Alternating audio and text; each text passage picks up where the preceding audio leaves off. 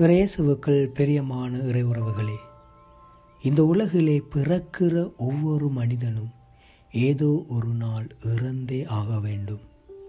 ஆனால் கிறிஸ்தவர்களாகிய எங்களுக்கு இறப்பு என்பது வெறுமனே ஒரு கடைசி நிலையாக இல்லை. ஏனென்று சொன்னால், இறப்பிற்கு பிறகும் எங்களுக்கு வாழ்வு உண்டு என்பதை இயேசு எங்களுக்கு அழகாக எடுத்து கூறுகிறார் இன்றைய நற்செய்தி வாசகத்திலே. அதாவது, அவரை அணுகிய சதுசேயரை, அவரை வினவிய சதுசேயரை, உயிர்த்தெழுதலை குறித்து வினவிய சதுசேயரை இயேசு ஆண்டவர் உயிர்த்தெழுதல் என்பது எவ்வாறானது, உயிர்த்தெழுதல் என்பது எமது வாழ்க்கைக்கு எவ்வாறான ஒரு முக்கியத்துவத்தை வகிக்கிறது என்பதை அழகாக கூறுகிறார்.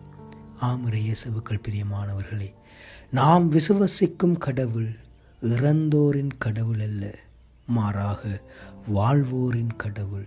ஆகவே நாமும் எங்களுடைய கிறிஸ்தவ வாழ்க்கையிலே, கிறிஸ்தவ விசுவாசத்திலே நல்லதொரு வாழ்க்கை வாழுவோம், வாழும் கடவுளை தமதாக்கிக் கொள்வோம்.